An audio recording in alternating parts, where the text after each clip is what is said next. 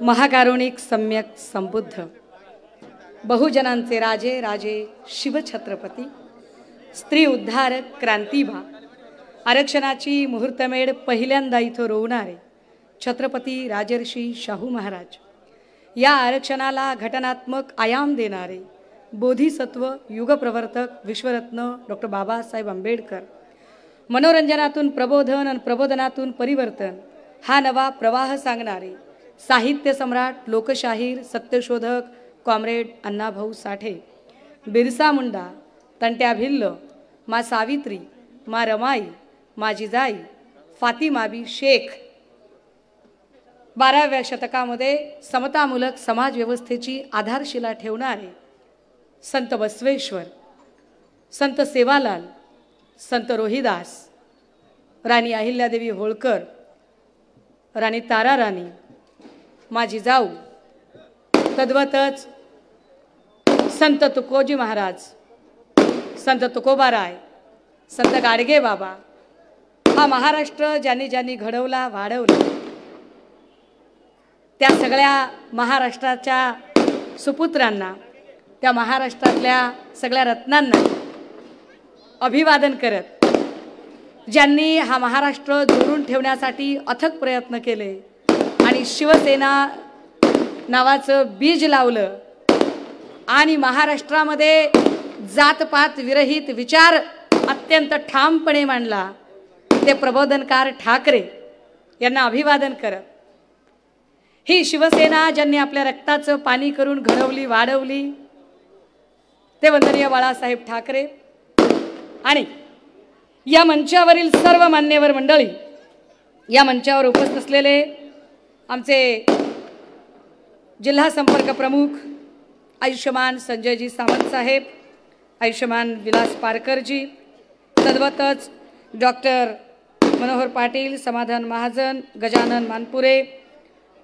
रोहिणीताई, संजय ब्राह्मणे, तुकाराम सुरोसे, विलास मुळे, राजेंद्र पाटील, रवींद्र सोनावणे, धीरज गुजराती, चौधरीजी, दीपक जोशीजी, आमच्या महापौर जयश्रीताई महाजन, गोपाळ चौधरी, सुरेश टोपेजी, अनेक मान्यवर मंडळी आहेत. दादा हो, चोपड्यात काही मी पहिल्यांदा येत नाहीये, चोपड्यात मी याच्या आधी अनेकदा आली आहे. चोपड्यातला आमचा भाऊ सपकाळे असेल किंवा अनेक मान्यवर मंडळी आहेत की ज्यांनी मला याच्या आधीही चोपड्यामध्ये बोलावलेलं आहे आणि मी चोपड्यात माझं म्हणणं मांडलेलं आहे. फरक फक्त इतका आहे की आज जेव्हा मी ही भूमिका मांडते, याच्या आधी चांद्यापासून बांद्यापर्यंत राज्यभर मी भूमिका ही सामाजिक संघटनेच्या माध्यमातून संविधानाची जागरकर्ती म्हणून मांडत होते. आज ही भूमिका मी एका राजकीय पक्षाची जबाबदार पदाधिकारी म्हणून मांडते. माझ्यासोबत आज अजून एक वक्ते येणार होते, जो अत्यंत धडाडीचा आमचा भाऊ आहे, राज्य युवा सेनेचे विस्तारक शरद कोळी. परंतु हे चोपडाकरांना माहिती असलं पाहिजे की काय घोळ झालाय, माध्यमं का माझी बाईट घेत होते, अडचण कुठे झालेली आहे. शरद कोळी यांच्यावरती गुन्हा दाखल केला आज पोलिसांनी आणि त्यांनी असं सांगितलं, पहिल्यांदा म्हणाले की आम्ही काहीच म्हणत नाही आहोत, फक्त त्यांनी सभेला येऊ नये एवढी आमची अपेक्षा आहे असं त्यांनी सांगितलं. म्हटलं बरं ठीक आहे बाबा, तुम्ही म्हणताय की सभेला येऊ नये तर नाही येणार कोणी. ते आधी म्हणाले की ठीक आहे सभेला जाऊ द्या, बोलू नका. बरं बोलणार नाही.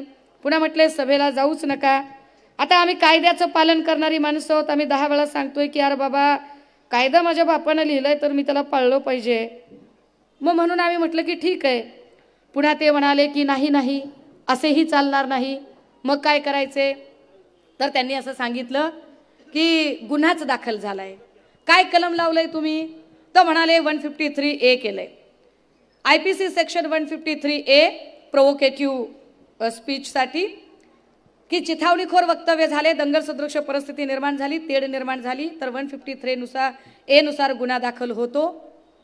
पण दंगल कुठे झालीच नाही, कसलाही तणावही घडला नाही, तरी सुद्धा 153A सेक्शन लावलं गेलं. आम्ही तरी सुद्धा म्हटलं की आम्ही कायद्याचा आदर करणारे आहोत, तुम्हाला अटक करायची आहे का? त्याच्यात काय एवढं, तुम्ही याच्या पलीकडे काय करू शकता? चला, आमची त्याला ही तयारी आहे. आम्ही चालत निघालो. आमचे बंधू जिल्हा प्रमुख संजय भाऊ यांनी पुढाकार घेतला. संजय भाऊ त्यांना वारंवार बोलत होते आणि पोलिसांना कायदेशीर सनदशीर भाषेत सांगत होते, पण पोलिसांवर प्रचंड दबाव होता. तोही आमचाच भाऊ दबाव आणणारा, काय बोलायचं. पालकमंत्री असला म्हणून काय झाला, आपला भाऊ आहे, आपल्या भावाबद्दल आपल्याला वाईट बोलावं असं वाटत नाही. मग आमचा भाऊ म्हटला की नाही नाही नाही नाही, ते गुन्हाच दाखल झाला पाहिजे. मग आता पालकमंत्र्याचा आवाज मोठा ना, पालकमंत्र्याचा आवाज मोठा झाल्यामुळे मग त्यांना नेलं गेलं. मग आम्ही गेलो तिथपर्यंत, तर अजून एक चौथं पत्र आलं. तुम्ही विचार करा बरं का, दर 5 मिनिटाला वेगळं पत्र येत होतं, दर 5 मिनिटाला. आणि चौथं पत्र आलं आणि त्या चौथ्या पत्रात म्हणजे आम्ही स्वतःहून पोलिसांकडे गेलो. चौथं पत्र आलं, त्यात लिहिलं होतं की शरद कोळी यांच्यासाठी जिल्हाबंदीचे आदेश काढले जात आहेत. तोपर्यंत माध्यमांमध्ये ब्रेकिंग इकडे काय लावली गेली की शरद कोळी फरार झालेला आहे. आम्ही फरार होणारी माणसं नाही आहोत, हे असले घाबरणारी माणसं नाही आहोत आम्ही. अरे आम्ही छातीत ठोक सांगतोय की अरे कायदा, तुम्ही काय आम्हाला कायद्याचं सांगताय रे, काय सांगताय तुम्ही कायद्याचं. शरद कोळी अत्यंत ठामपणे, आणि सगळ्या त्या व्हिडिओ फुटेजमध्ये दिसतात, यात्रेमध्ये आम्ही बाईट देताना दिसतात, बातमी लावताना सांगितलं की शरद कोळी फरार. शरद कोळी फरार झाले नाही, पोलिसांनी ऑर्डर काढली जिल्हाबंदीची. जर पोलिसांनी जिल्हाबंदीची ऑर्डर काढली तर ही आमची जबाबदारी ठरते की आम्ही त्या कायद्याचा आदर केला पाहिजे.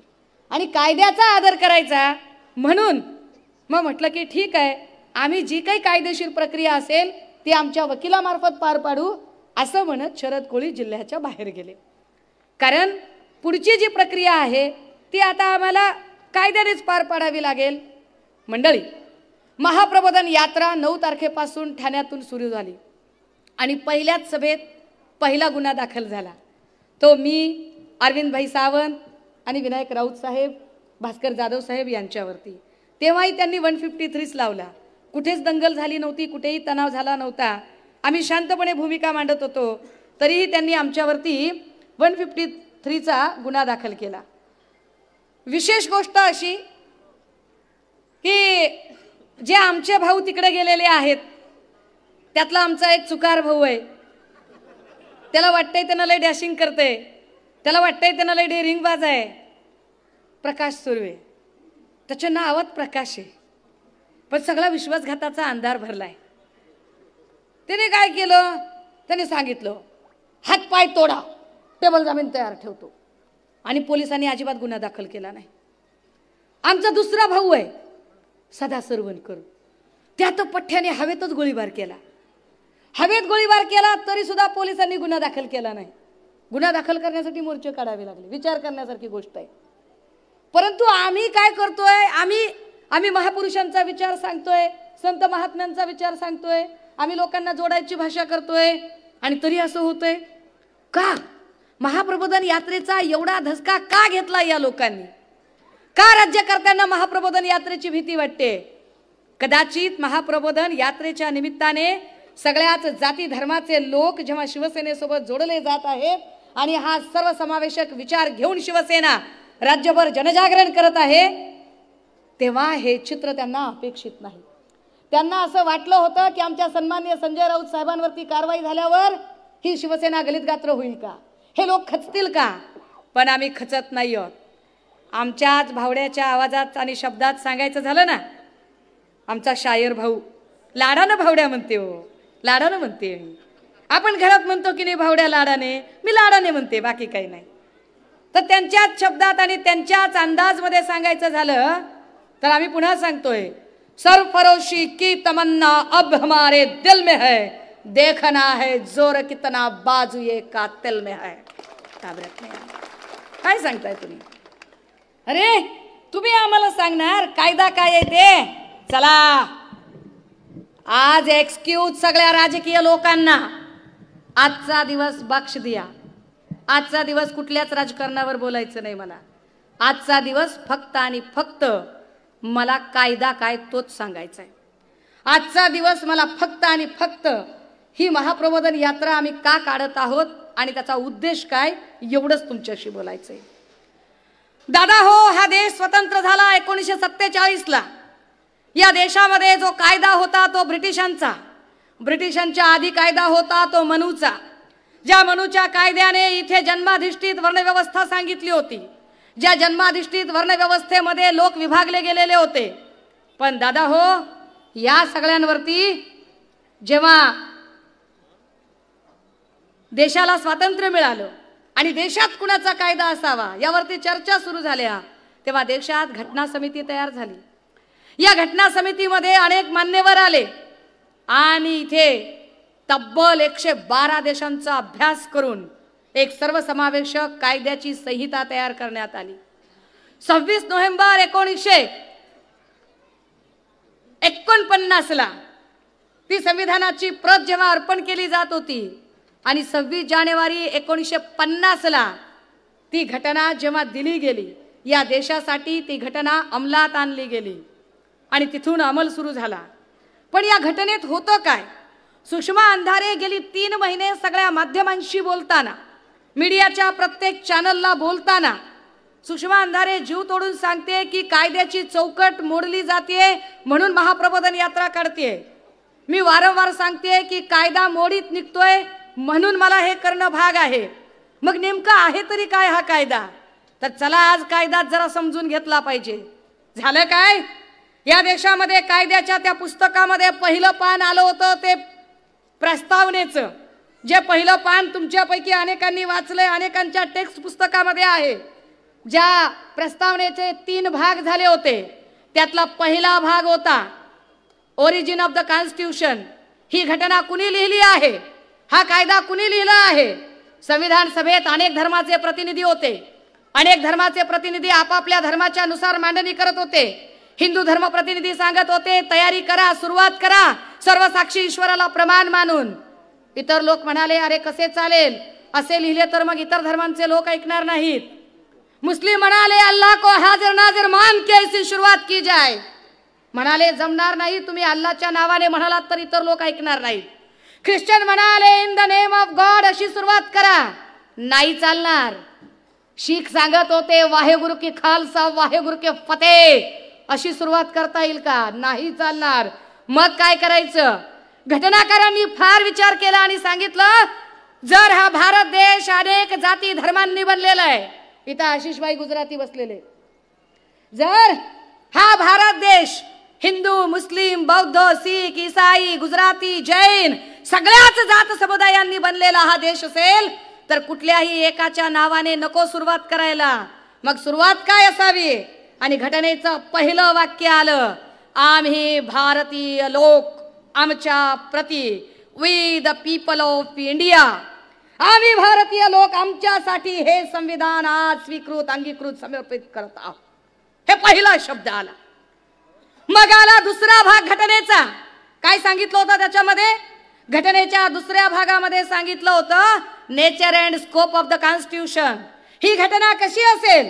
5 शब्द सांगितले. यूपीएससी एमपीएससीच्या पोरांना शिकवतात परीक्षेत. सा स ध लो ग, सा सार्वभौम स समाजवादी ध धर्मनिरपेक्ष लो लोकशाही ग गणराज्य. 5 प्रकारची ही घटना असेल. 5 प्रकारे हा कायदा सांगितला जाईल.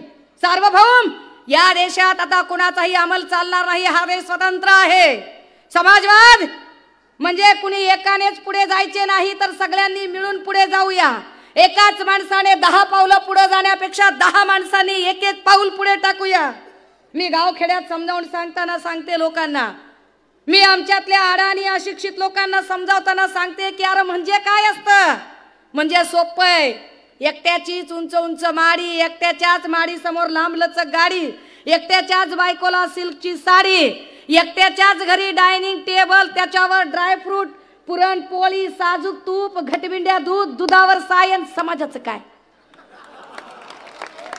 एकाला नाही मिळाले पाहिजे.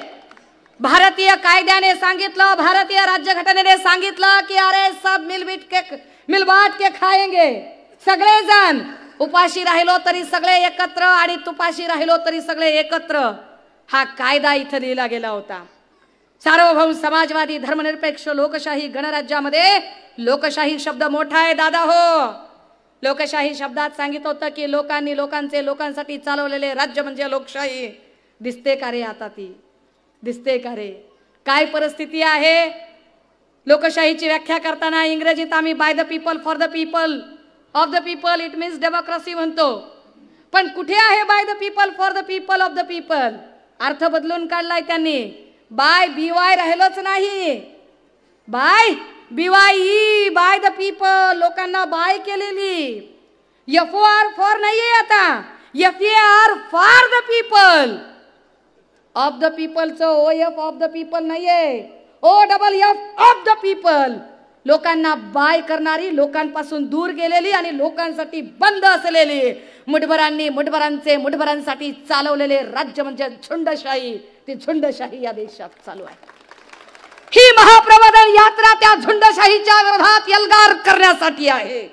ही महाप्रबोधन यात्रा त्या मुठभर झुंडशाही आणि हुकुमशाही करणाऱ्या आणि सत्तेचा गैरवापर करत स्वायत्त यंत्रणांना हाताशी धरून सच्च्या लोकांचा आवाज जेरबंद करणाऱ्यांच्या विरोधात आहे. ही मशाल अशीच पेटवली नाही. ही मशाल अन्यायाविरोधातली, विषमतेच्या विरोधातली, ही मशाल इथल्या दमन यंत्रणा, दंडेलशाही, हुकुमशाही आणि झुंडशाहीच्या विरोधात आम्ही पेटवली आहे. दादा हो, विचार करा तुम्ही. त्याच प्रस्तावनेमधला तिसरा भाग होता. त्यात सांगितलं होतं की AIIMS and objects of the constitution, की या घटनेत तुम्हाला साध्य काय करायचंय, का पाहिजे हा भारतीय कायदा. त्यात पुन्हा 3 गोष्टी सांगितल्या होत्या.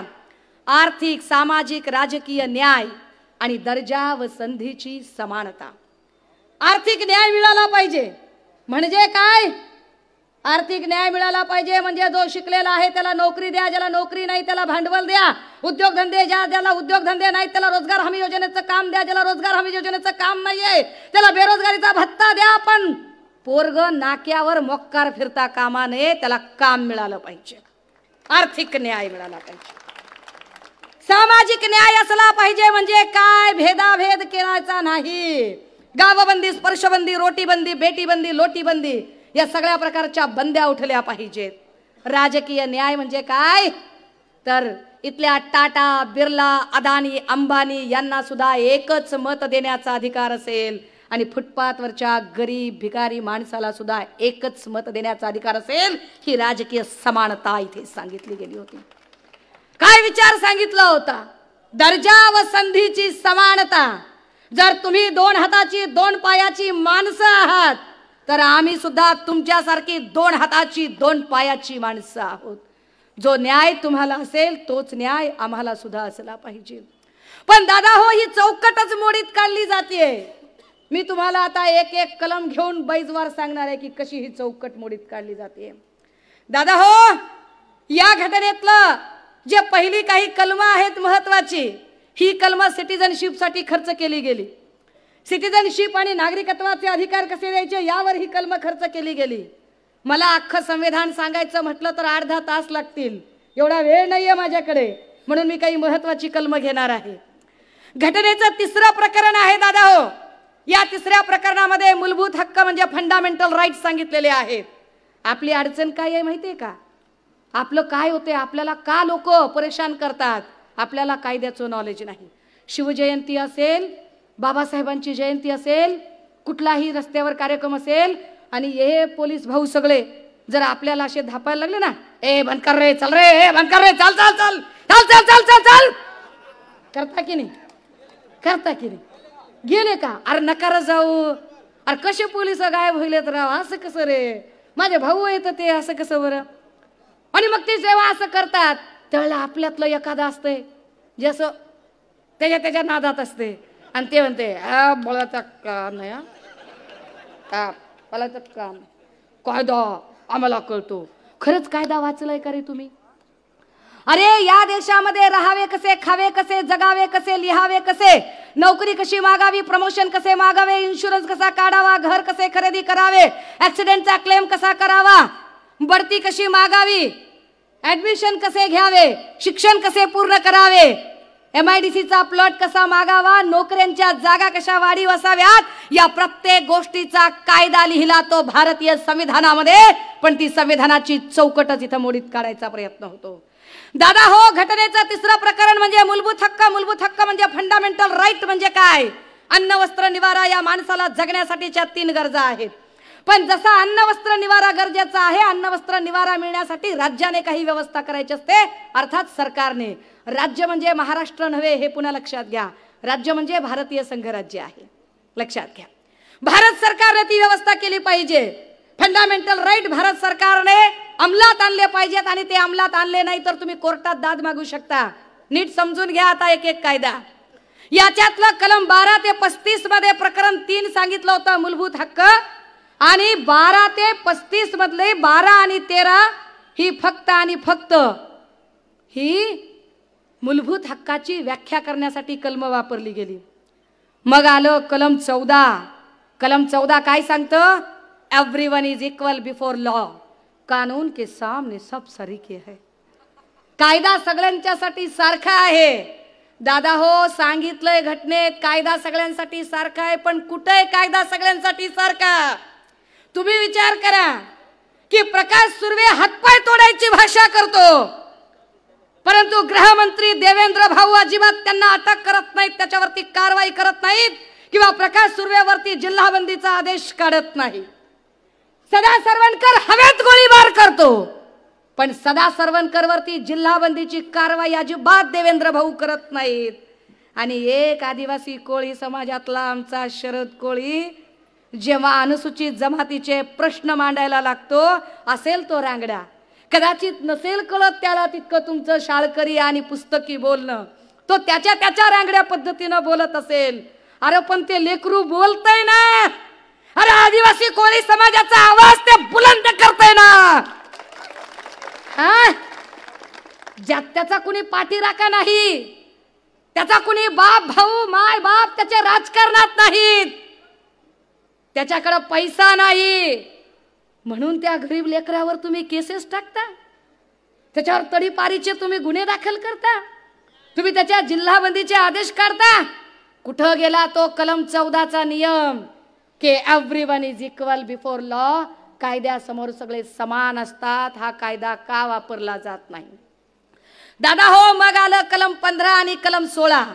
कलम 15 मध्ये सांगितलं की भेदभावास प्रतिबंध केला जाईल, आणि कलम 16 मध्ये सांगितलं होतं की सर्वांना समान संधी दिली जाईल.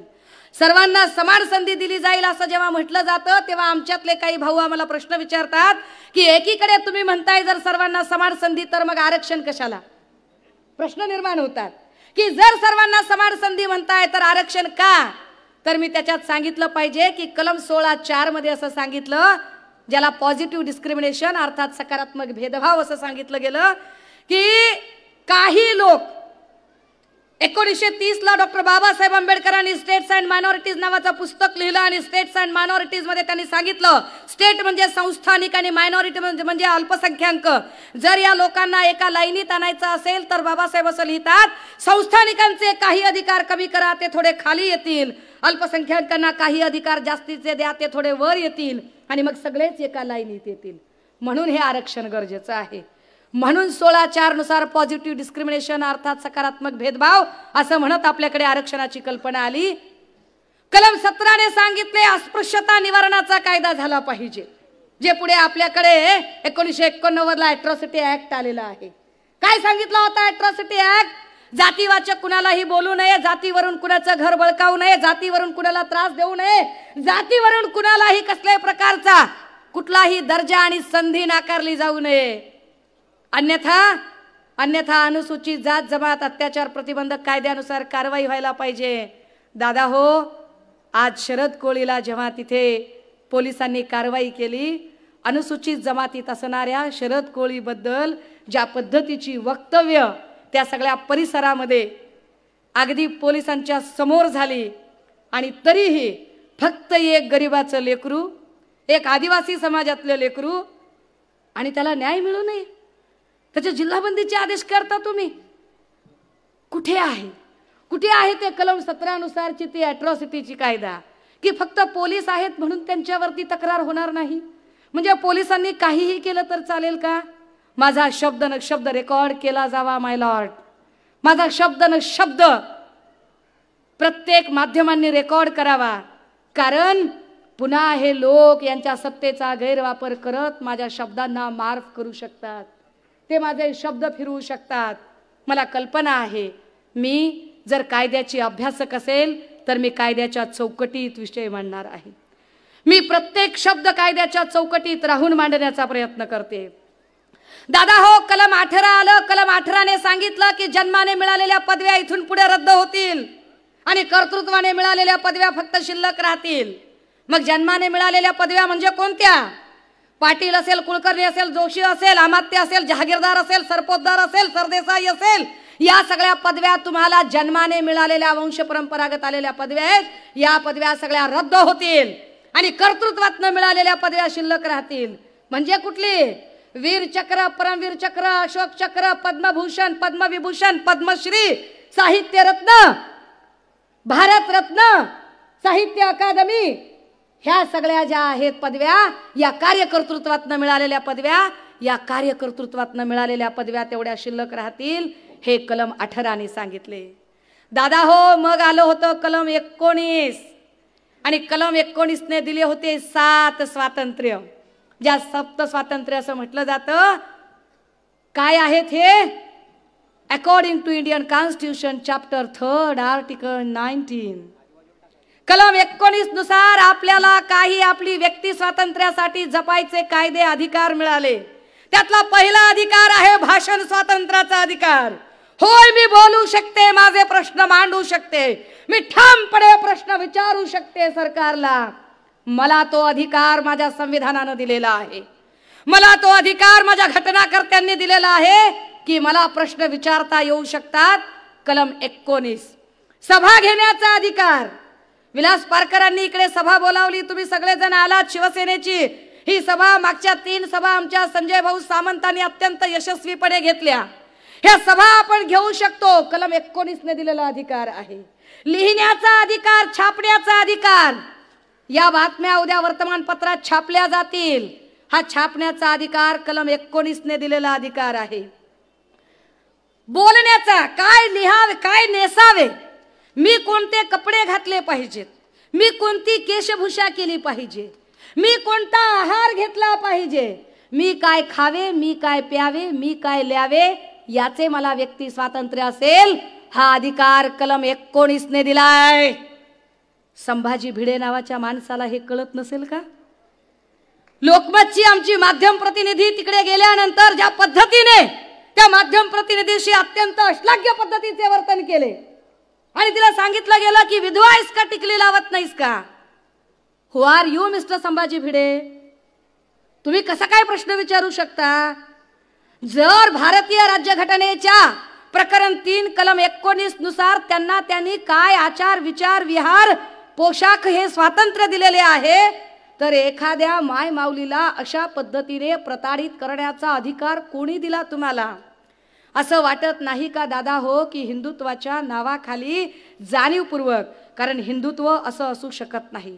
हिंदुत्व महिलांचा अवमान करू शकत नाही. हिंदुत्वामध्ये महिलांचा अवमान करायचं शिकवलं नाही. मग हिंदुत्वाच्या आडून हे द्वेषमूलक राजकारण का पेरलं जाते?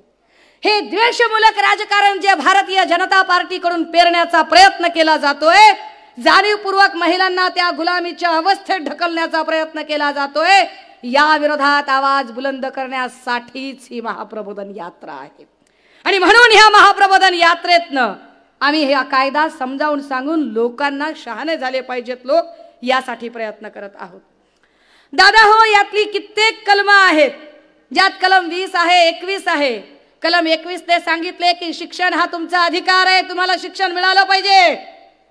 कलम 21 शिक्षण तुम्हाला मिळालं पाहिजे. पण दादा हो, मिळते का रे शिक्षण? काय अवस्था आहे रे शिक्षणाची? अरे तुम्ही जे फोन वापरताना पहिल्यांदा BSNL होता रे, मग BSNL ची रेंजच येईना गेली, मग BSNL ची रेंज येईना म्हणून तुम्ही जिओ हातात घेतला.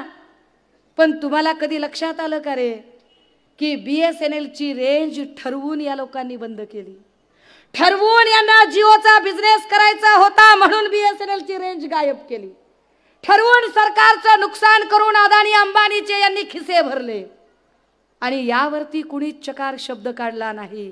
दादा हो, तीच अवस्था आता शिक्षणाची आहे. ठरवून सरकारी शाळांचा शैक्षणिक दर्जा खालावला जातोय आणि खाजगी शाळांमधून आपण आपल्या लेकरांना शाळेत पाठवू शकणार नाही इतकी त्याची फीस वाढवली जाते आणि आपल्याला काहीच बोलायला मार्ग नाहीये. या शिक्षणाच्या व्यवस्थेवर एकही नेता बोलत नाही. तुम्ही बघा दादा हो, गेल्या 6 महिन्यातल्या टीव्हीवरच्या बातम्या काय चालू आहेत. टीव्हीवर बातम्या चालतात, याने त्याला दिला दणका, या गटाला मिळाला धक्का, त्यांनी केला पलटवार, यांनी लगावला मिश्किल टोला.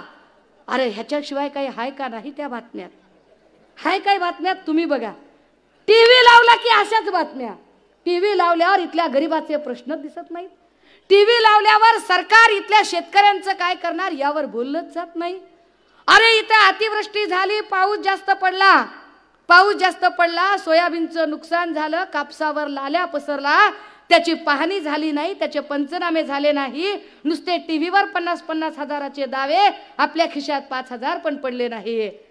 पडले का रे?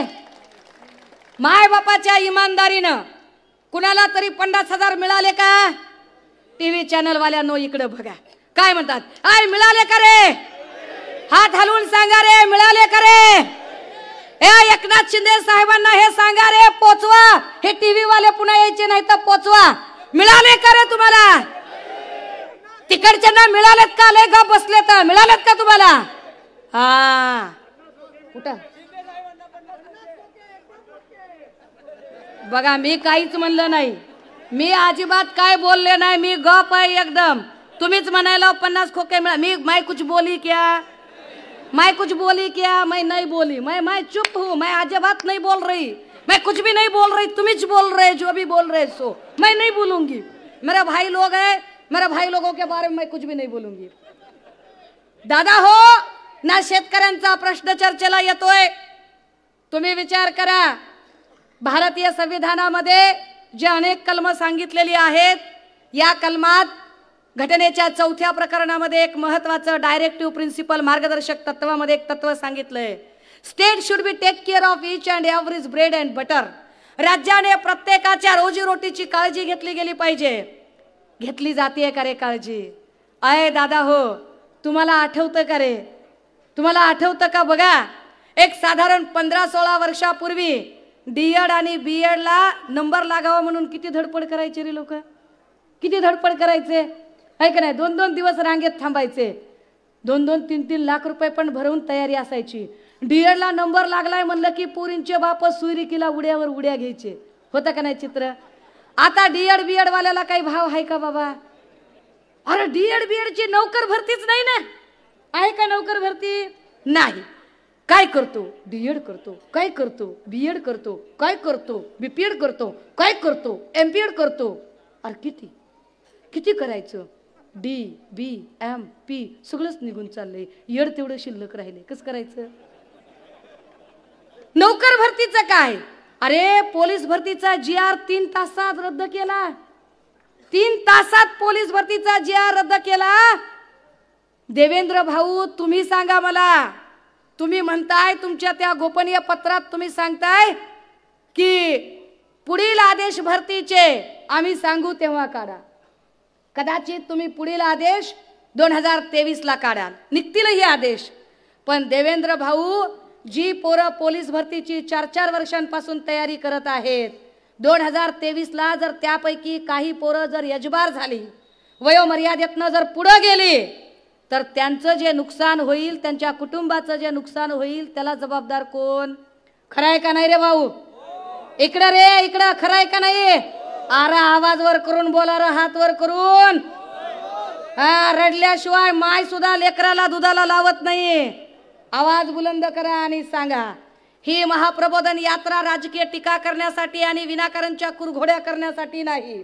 ही महाप्रबोधन यात्रा लोकांचे प्रश्न मांडण्यासाठी आहे. ही महाप्रबोधन यात्रा लोकांना जागे करण्यासाठी आहे. कारण तुकोबाराय कायम सांगत आहेत, बुडती हे जना न देखावे डोळा म्हणून कळवळा येत असे. आणि तुकोबाराय सांगतायत जे एक एक वचन संतांनी सांगितलं त्यातलं एक महत्वाचं संत वचन आहे, जे जे आपणासी ठावे ते ते इतरांना सांगावे, शहाणे करून सोडावे सकल जन. आम्ही शहाणं करून सोडण्याचा प्रयत्न करतो. अरे दादा हो, पोलीस भरती नाही झाली, डीएड बीएडचे तेच हाल आहेत, सॅच्युरेशन वाढत आहे. दादा हो, हे नीट समजून घ्या. माया हो, ताया हो, बाबा हो, हे नीट समजून घ्या रे. कुठल्याही देशाची लोकसंख्या जास्त असणं हा प्रॉब्लेम कधीच असत नाही. लोकसंख्या जास्त असणं ही समस्या असू शकत नाही. तुम्ही विचार करा, जगातली सगळ्यात मोठी लोकसंख्या ही चायनाची होती, पण तरी सुद्धा चायना मेगा पॉवर बनला की नाही, है की नाही? चायना मेगा पॉवर बनला. मग लोकसंख्या जास्त असणे प्रॉब्लेम आहे की अजून काही प्रॉब्लेम आहे? तर नीट समजून घ्या राजे हो, मी तुम्हाला जागे करायचा प्रयत्न करते. मी तुम्हाला तुमचं लेकरू आहे. मी तुमच्या घरातली तुमची लेक आहे, तुमची नात आहे, तुमची बहीण आहे, तुमच्या घरातला फॅमिली मेंबर आहे. हे नीट समजून घ्या की लोकसंख्या जास्त असणे हा प्रॉब्लेम असत नाही. आहे ती लोकसंख्या प्रोडक्टिव्ह आहे की डिपेंडंट आहे हा प्रॉब्लेम असतो. लोकसंख्या अवलंबित आहे की उत्पादित आहे, समजून घ्या. एक अ कुटुंब आहे, एक ब कुटुंब आहे. अ कुटुंबात 10 माणसं, ब कुटुंबात 10 माणसं. अ कुटुंबातल्या 10 माणसापैकी 2 माणसं हे 40 ते 45 वयोगटातले आहेत आणि ते दोघं नोकरी करणारे आहेत. त्याच अ कुटुंबामध्ये 2 म्हातारे आहेत आणि बाकीचे 6 लहान लहान चिल्ले पिल्ले लेकरं आहेत. इकडे ब कुटुंब आहे. ब कुटुंबामध्ये तब्बल 6 माणसं नोकरी करणारी तरणी-ताठी माणसं आहेत, 2 म्हातारे आहेत आणि 2 लहान लेकरं आहेत. आता तुम्ही विचार करा, सुखी कुटुंब कोणतं असेल? अ असेल की ब असेल? अ असेल. का? कारण अ मध्ये प्रोडक्टिव्ह पॉप्युलेशन जास्त आहे, अ मध्ये उत्पादित लोकसंख्या जास्त आहे, तरुण लोकसंख्या जास्त आहे. दादा हो, हेच सूत्र असतं जगामध्ये की चायनामध्ये तरुण लोकसंख्या जास्त होती. जापान 2 वेळा राखेतनं उभा राहिला कारण जापानमध्ये तरुणांची लोकसंख्या जास्त होती. जापानने प्रगती केली. आता जापानमध्ये म्हाताऱ्या लोकांची संख्या जास्त आहे. नंतर चायनाची लोकसंख्या तरुण होती, चायनाने प्रगती केली. आज घडीला जगात सगळ्यात जास्त तरुण लोकांचा देश म्हणून भारताला ओळखलं जातं. भारत हा तरुण लोकांचा देश आहे, प्रोडक्टिव्ह पॉप्युलेशन आहे. पण या प्रोडक्टिव्ह पॉप्युलेशनला एंगेजिंग टास्क द्यायला सरकार कमी पडतंय. सरकारने तो टास्क देण्याची गरज आहे. तुम्हाला आठवतं का रे 2019ला ते काय म्हणाले होते? मी बोललो की माझ्यावर म्हणते केस टाकतो. अरे मी काय खोटं बोलते? ते म्हणतात तुम्ही आमची नक्कल. अरे मी नक्कल नाही करत रे, मी प्रश्न विचारते. मी गाव खेड्यात जाऊन म्हणले होते की नाही ते हम हर साल 2 करोड बेरोजगारों को रोजगार दिलाएंगे, म्हणले होते की नाही? माय बापाच्या इमानदारीनं म्हणले होते की नाही?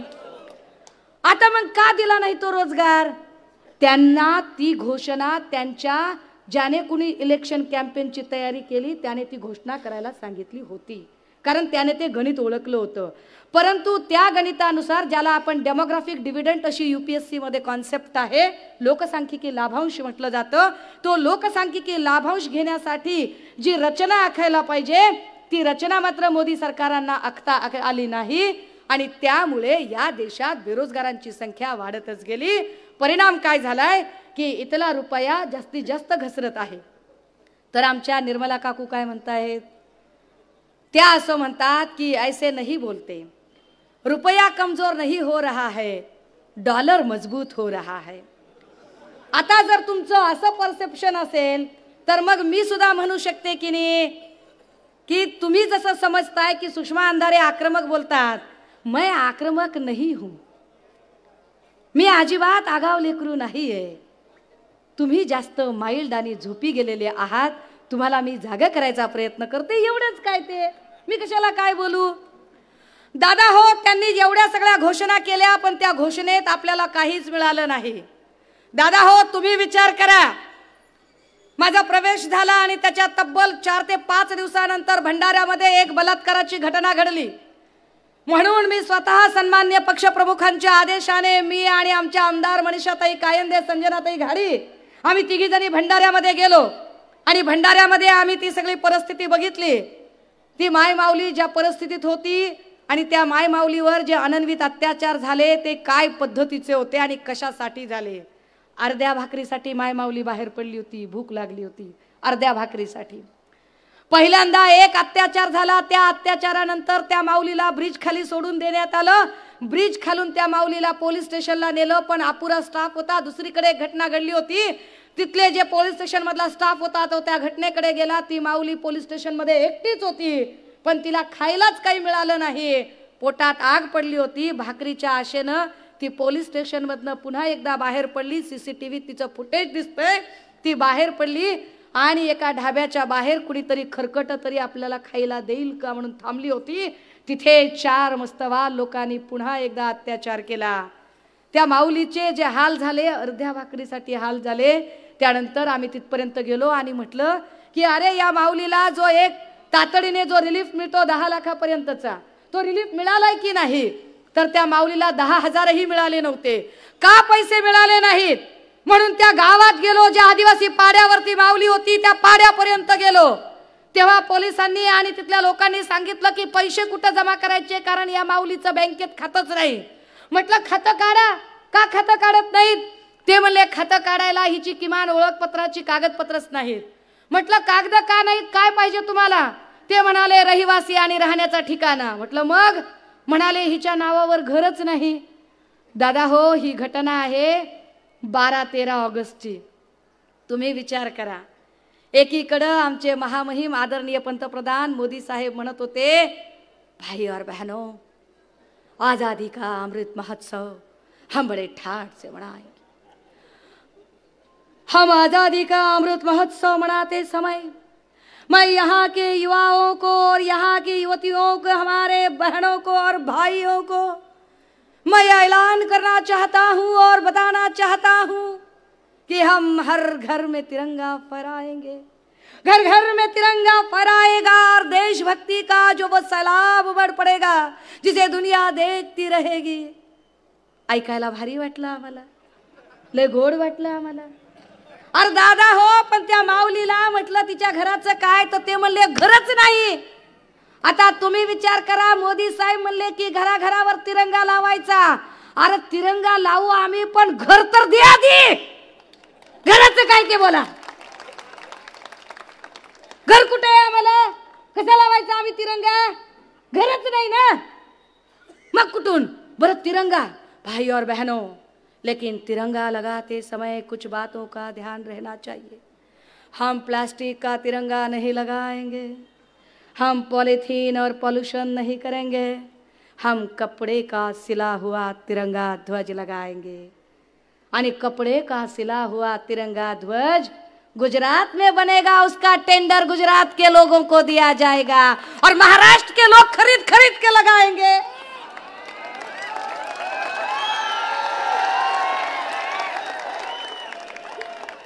असं बोललं की म्हणतात लय बोलती, असं म्हणलं की म्हणतात लय कडू आहे। अरे मी काय कडूपणा केला रे? आम्ही हात जोडून, अरे मी प्रश्न विचारते, फक्त मी प्रश्न विचारते। If I am a tax pair of citizen, जर मी या देशात इमाने इतबारे टॅक्स भरते, मी घरपट्टी भरते, मी नळपट्टी भरते, मी पाणी बिल भरते, मी रोडचा टॅक्स भरते, मी टोल नाक्याचा टोल भरते, मी सगळे नियम तुमचे पाळते, तर या देशाचे नागरिक म्हणून मला माझ्या निढळाच्या घामाच्या पैशानं जेव्हा मी टॅक्स भरते तेव्हा मला तुम्हाला प्रश्न विचारायचा नैतिक अधिकार आहे। बरं, या सगळ्यांवरती जेव्हा आम्ही बोलतोय आणि जेव्हा आम्ही मांडणी करतोय, दादा हो, एक ना दोन किती गोष्टी। अरे राजे हो, ही तरणी भांडपूर, हे ह्यांच्या आया दिसत नाहीत, मालिका बघण्यात गुंग असतील, सगळे बापेत दिसायलेत, बाया दिसनात, मालिका बघत असतील त्या। ह्या सगळ्या बाया घरी, ही आमची लेकरं गेली, ही आमची 20-25 भावंड गेली की बाया त्याला म्हणतात काय रे सारखा सारखा हातरुणात पडतंय आणि नुसतं असं असं असं असं नुसतं मोबाईल मध्ये बोट घालतंय सारखं। दादा हो, ते असं करत राहतं. कारण ते कुठं जाणार? जा की बाहेर काम शोध. अरे कामच नाहीये बाहेर, बाहेर कामच नाहीये. आम्हाला जिओच्या कृपेने, अदानीच्या कृपेने पर डे 1.5 GB डाटा तो मिला है, पर खाने के लिए आटा नहीं है. ही अडचण आहे की नाही? म्हणून महाप्रबोधन यात्रा आहे. हे महाप्रबोधन कशासाठी आहे? कि आप सर्फिंग के लिए डाटा दे रहे हो, खाने को आटा नहीं दे रहे हो. और जो सर्फिंग को डाटा मिल रहा है उसकी वजह से हमारे जो बच्चे हैं उनके दिमाग में आप क्या भर रहे हो, उनके दिमाग में आप बर्निंग इश्यूज क्या है वो नहीं बता रहे हो. व्हाट्सएप यूनिवर्सिटी से तैयार किए हुए मैसेज उनके दिमाग में भर भर के हेट पॉलिटिक्स कर रहे हो. त्यांच्या मनात तुम्ही जात आणि तुम्ही काय करताय?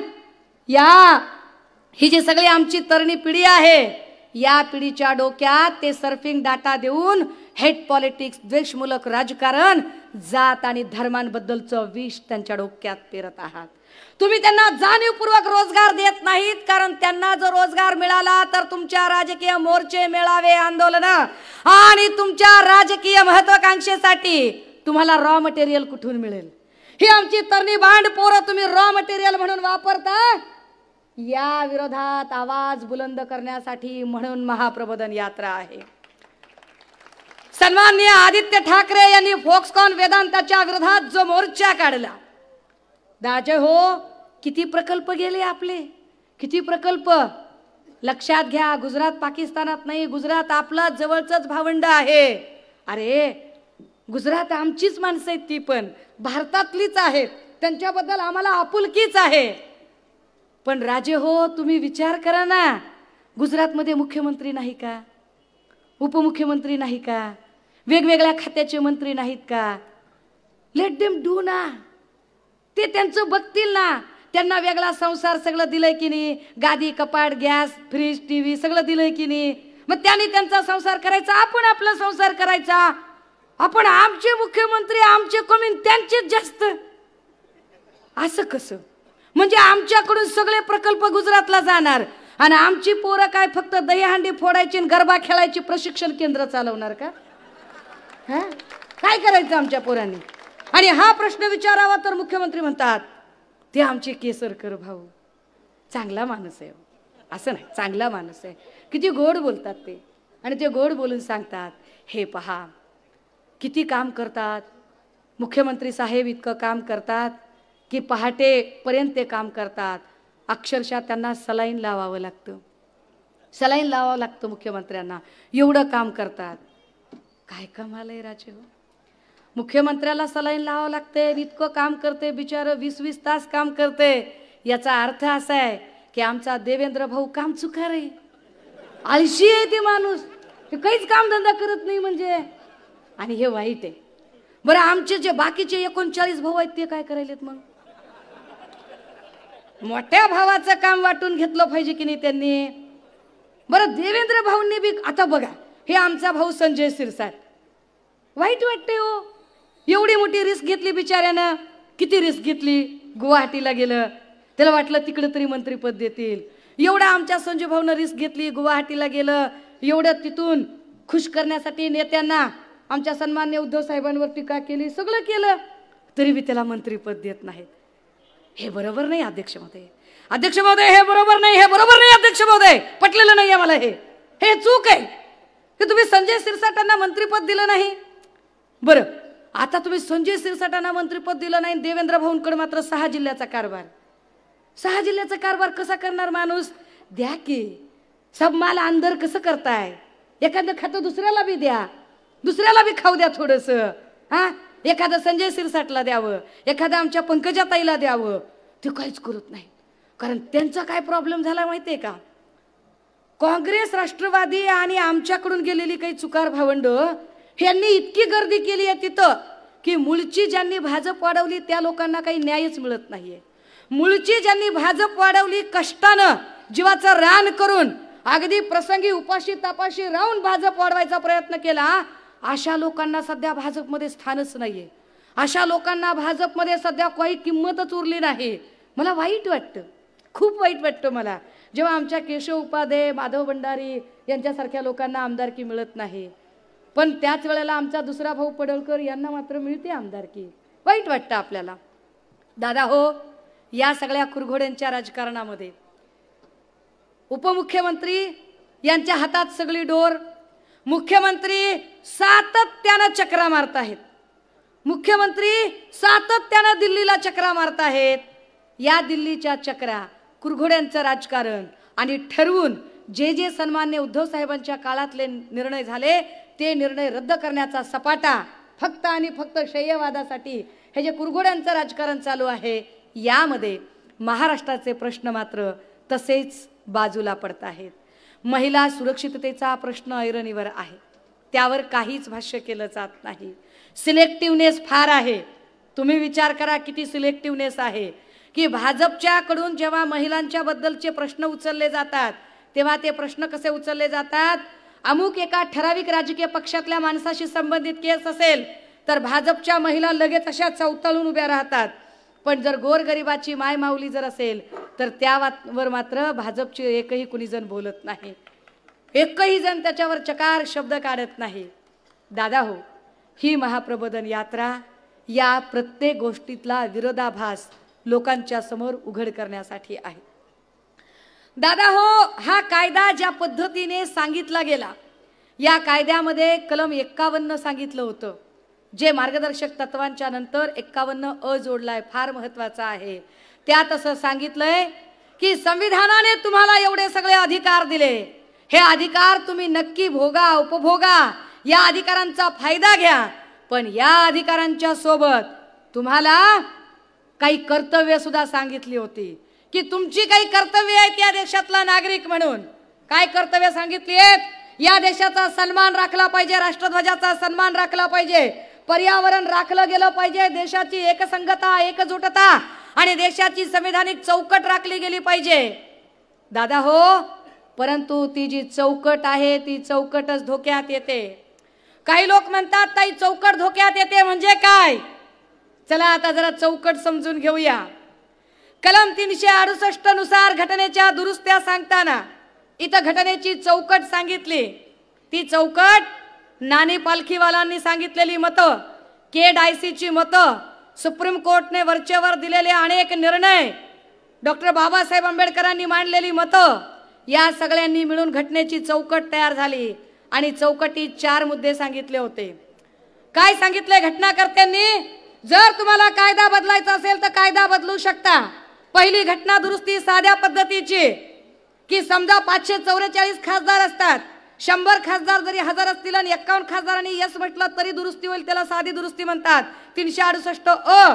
दुसरी 368 ब की 544 पैकी किमान 272 खासदारांनी यस म्हटलं पाहिजे. 2 राज्यांचा, 2 नद्यांचा, 2 धरणांचा वाद असेल तर 368 ब. आणि तिसरी दुरुस्ती सांगितली, जर चौकटीला धक्काच लावायचा असेल तर 368 क. म्हणजे काय? सभागृहात 272 खासदारांनी यस म्हटलं पाहिजे आणि खाली निम्म्यापेक्षा अधिक घटक राज्यांच्या विधानसभांनी यस म्हटलं पाहिजे. मग ही चौकट काय आहे? आता चौकट नीट समजून घ्या. चौकटीचा पहिला भाग, या देशाचं नाव बदलायचं नाही. चौकटीचा दुसरा भाग सांगितला जातोय, आपल्याकडे झिरो इंटरफिअरन्स आणि डिसेंट्रलायझेशन ऑफ पॉवर सांगितलंय. म्हणजे काय? सत्तेचं विकेंद्रीकरण करावा, सत्ता कुणाच्या एकाच्या हातात नसली पाहिजे. म्हणजे काय? कायदे मंडळ, कार्यकारी मंडळ, न्याय मंडळ, कायदे मंडळात सगळे खासदार असतील, कार्यकारी मंडळात पंतप्रधान आणि मंत्रिमंडळ असेल आणि न्याय मंडळामध्ये सगळी न्याय व्यवस्था असेल. तिघे वेगवेगळे, तिघांच्या हातात सत्ता. सत्ता कुणाच्या एकाच्या हातात असणार नाही आणि तिघांच्या वर सुद्धा कुणाला बसवायचं नाही. राजे हो, जरा विचार करा. भाजपची सरकार येण्याच्या आधी एक आंदोलन या देशात झालं होतं. भाजपचं सरकार येण्यासाठी काँग्रेसच्या विरोधात एक मोठं षडयंत्रही रचलं गेलं होतं. काय होतं ते आंदोलन? मैं भी अन्ना, तू भी अन्ना, अब तो सारा देश है अन्ना. एक टोपी घालून आंदोलन चालू झालं. ते आंदोलन अण्णा हजारेंनी सुरू केलं. सांगितलं की लोकपाल आणायचा आहे. का लोकपाल आणायचा आहे? आपल्याकडे 1984 ला मोतीलाल होरा नावाचा आयोग नेमला होता, ज्या आयोगात सांगितलं होतं की करप्शन रोखायचं असेल तर लोकपालाची कॉन्सेप्ट आली पाहिजे. काय होतं करप्शन? तेव्हा सांगितलं होतं की वर 1 रुपया मंजूर केला तर खालच्या माणसाला 15 पैसेच मिळतात.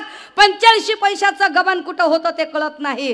हे 85 पैशाचं गबन शोधायचं असेल तर लोकपाल असला पाहिजे. स्वीडन देशातली ही ॲम्बिड्समन नावाची कॉन्सेप्ट, ज्याला लोकपाल मराठीत म्हटलं जातं, ती कॉन्सेप्ट आपल्याकडे यावी म्हटलं. पण लक्षात घ्या, हे एवढं दिसतंय तेवढं साधं प्रकरण नाही. हे षडयंत्र होतं या देशातली घटना बदलायचं. हे षडयंत्र होतं या देशातली सगळी कायदा सुव्यवस्था आणि लोकतंत्र उलटून टाकायचं. हे षडयंत्र आणि कपट कारस्थान होतं संसदीय लोकशाही मोडीत काढून अध्यक्षीय लोकशाही आणण्याचं. कसं काय म्हणाले अण्णा हजारे? अण्णा हजारे म्हणाले, लोकपालाला सगळे अधिकार द्या भ्रष्टाचाराची चौकशी करण्याचे. कुणाकुणाची चौकशी करू शकतो लोकपाल? अण्णा हजारे म्हणाले, अरे लोकपालाने तर सगळ्या अधिकाऱ्यांची, लोकप्रतिनिधींची तर चौकशी केलीच पाहिजे, पण लोकपालाने पंतप्रधान आणि खासदारांची पण चौकशी केली पाहिजे. बघा घटनेत काय सांगितलंय, सत्ता 3 ठिकाणी आणि 3घांच्या वर कुणी नको. अण्णा हजारे काय म्हणतात, लोकपालाला खासदारांची, खासदारांची चौकशी करू द्या कायदे मंडळ. लोकपालाला पंतप्रधान आणि मंत्रिमंडळाची चौकशी करायचा अधिकार द्या कार्यकारी मंडळ. लोकपालाला सर्वोच्च न्यायालयाच्या न्यायाधीशापर्यंत सगळ्यांची चौकशी करायचा अधिकार द्या म्हणजे न्यायमंडळ. आता तुम्ही विचार करा, जर लोकपालाला या 3घांची चौकशी करायचा अधिकार दिला तर लोकपाल कुठं बसवावा लागेल? 3घांच्या वर. पण घटना काय सांगते की 3घांच्या वर कुणी नसलं पाहिजे, 3घे समसमान पातळीवर असले पाहिजेत. आता 3घांच्या वर जर लोकपाल बसवला, तुम्ही म्हणता की त्या काळात काँग्रेसने किंवा मनमोहन सिंगांनी किंवा राहुल गांधींनी का ऐकलं नाही? तुम्हाला हा प्रश्न पडतो की त्यांनी का ऐकलं नसेल बरं? भ्रष्टाचाराच्या विरोधातली चांगली गोष्ट होती, पण दादा हो, याच्या पाठीमागचं राजकारण समजून घ्या. विचार करा की समजा खासदारांची चौकशी करायचा अधिकार दिला, मंत्र्यांची चौकशी करायचा अधिकार दिला, पंतप्रधानाची चौकशी करायचा अधिकार दिला, न्यायाधीशांची पण चौकशी करायचा अधिकार दिला, 3घांची चौकशी करायचा अधिकार म्हणजे लोकपाल वर बसवला आणि उद्या लोकपालानंच गेम केला तर, उद्या लोकपालानेच सेटिंग केली तर त्याची चौकशी करायचा अधिकार कुणाकडं? यावर अण्णा हजारेंनी काहीच सांगितलं नाही आपल्याला. यावर अण्णा हजारे चकार शब्द बोलले नाही, कारण त्यांना इथली संसदीय लोकशाही मोडीत काढायची होती आणि अध्यक्षीय लोकशाही आणायची होती. दादा हो, माझ्याकडे सांगायला खजाना आहे रे, खजाना आहे. लय आपल्याला बुडवतायत रे गोरगरीब जनतेला. आपल्याला काय कळत नाही, आपली अवस्था अशी खुळ्यासारखी करून टाकली. मावशी अक्का विचार करा, पक्का कमलावर मारा शिक्का, कसा मारायचा रे? अरे दादा हो, कमळ तवाच वाढतात रे जेव्हा चिखल आणि दलदल वाढत असते. चांगल्या पाण्यात नाहीत रे येत कमळ. राजे हो, तुम्ही विचार करा की जेवढ्या भ्रष्टाचाराच्या चौकशांचे आदेश निघतात आणि आमचे आदरणीय किरीट भाऊ बोलतात, ते फक्त आणि फक्त काँग्रेस, राष्ट्रवादी आणि शिवसेनेचेच लोक कसे दिसतात. भाजपचे सगळे काय धुतल्या तांदळाचे आहेत का? भाजपकडे असं काय वॉशिंग मशीन आहे मला अजून बी घोळ कळला नाही. बरं, भाजपकडे गेला की पुन्हा माणूस क्लीन क्लीन असतंय. ती निरमा पावडरच्या ऍड सारखं, मेरा कपन तुम्हारे कपन से सफेद कैसा. कोणी प्रश्न विचारत नाही. दादा हो, ही दमन नीती आहे. हे जाणीवपूर्वक वेगवेगळ्या धाक दपटशा चौकशा आणि काहीही करून केसेस टाकून लोकांना वेड्यात काढायचा हा कार्यक्रम चाललाय. माझ्याकडे बोलण्यासारखे अनेक मुद्दे आहेत, पण दादा हो, मी फार प्रामाणिकपणे जीव तोडून, मला कल्पना आहे ही सुळावरची पोळी आहे, मला कल्पना आहे की मी जे आंदोलन छेडलंय याच्यामध्ये रिस्क आहे. ज्या पद्धतीने त्यांनी अनेक लोकांवरती खोटे गुन्हे दाखल केलेत, खोट्या केसेस दाखल केल्यात, खोटारड्या पद्धतीने त्यांचा आवाज बंद करण्याचा प्रयत्न केला जातोय, ते मला सुद्धा अडकवण्यासाठी तत्पर आहेत. ते कारण शोधत आहेत. पण तरीही मी लढत राहायचं ठरवले, कारण मला पक्क माहिती आहे कि अगर हौसले बुलंद हो, इरादे नेक हो और मंजिलें तय हो तो कामयाबी कदम चूमते हुए आती है। और मेरे इरादे बड़े नेक है दादा हो। या सगळ्या परिस्थितीमध्ये आम्ही जी मशाल हातात घेऊन निघालोय ना, ही मशाल एक एक अन्यायाविरुद्ध जी चीड आमच्या मनात निर्माण होते, ती चीड दाखवण्यासाठी आणि जनतेला प्रबोधित करण्यासाठी म्हणून ही मशाल घेऊन आम्ही निघालोय। राजे हो, मी तुम्हाला मागच्या तासाभरापासून कंटिन्युअसली राजे हो राजे हो राजे हो असं म्हणते। घसा सुकला रे माझा, घसा सुकला, तुमच्या लक्षात येऊ द्या। अरे मी तुम्हाला राजे हो म्हणते, पण इतकं आपल्याला कंगाल करून टाकलं त्यांनी की आपण नुसते नावाचेच राजे राहिलो की काय अशी परिस्थिती झाली रे। महागाईनं आपण बेजार झालोय रे दादा हो। कधी काळी आपल्याला 250 रुपयात 150 रुपयात सगळे चॅनल बघायला मिळायचे, आता 500 रुपये द्यावे लागतात। कधी काळी 100 रुपयाच्या रिचार्ज मध्ये आपला मोबाईल चालायचा, आता बघता बघता 550 कडे गेला रे। अरे 250 रुपयाचा आपला गॅस सिलेंडर होता, आता 1150 पर्यंत पोहोचलाय। अरे 1200 पर्यंत गेलाय बघा, तिकडे काहीतरी सांगायला तर हा।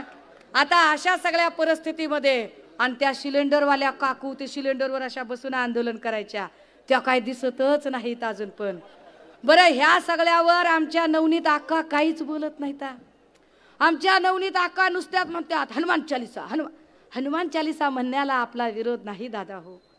कारण भारतीय संविधानाने ज्याला त्याला आपल्या धर्मानुसार बोलण्याचा, राहण्याचा, वागण्याचा अधिकार दिलाय।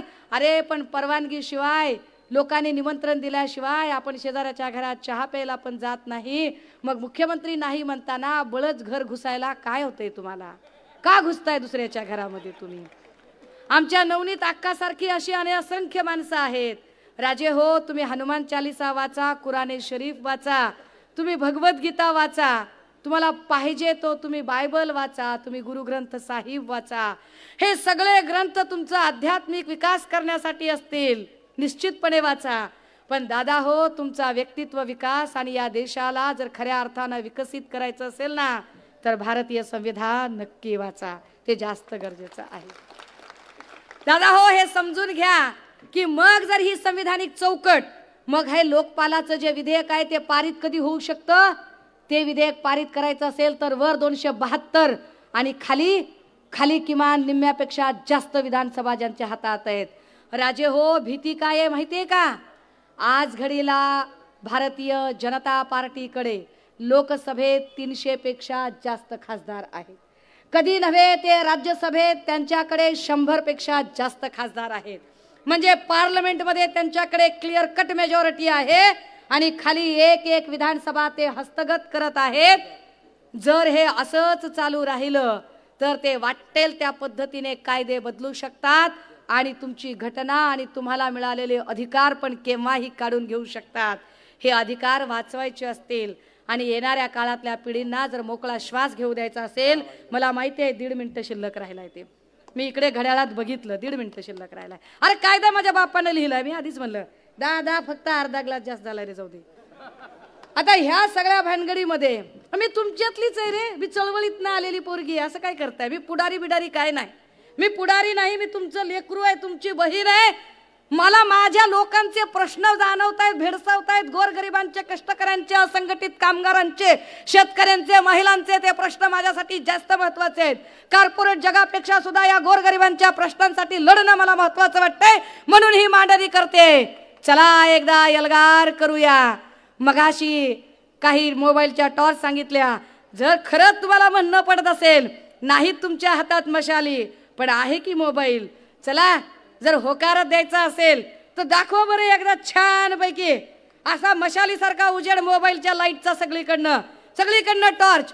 काय बघा बघा बघा, काही जण राहिलेत बघा मध्ये मोबाईल दाखवणारे। अरे इकडे मध्ये मध्ये, हा चला टॉर्चची लाईट तिकडे मधले मिशीवाले काका नुसतेच बघतायत माझ्याकडे। मिशीवाल्या काकाकडे मोबाईल आहे का? हे हा हा हा प्रकाश, आम्ही लढणार आहोत, आम्ही लढणार आहोत अन्यायाच्या विरोधात, आम्ही लढणार आहोत जुल्म आणि या सगळ्या दमन यंत्रणेच्या विरोधात। ही मशाल आम्ही तेवत ठेवणार आहोत, ही मशाल जनाजनात मनामनात तेवत राहणार आहे।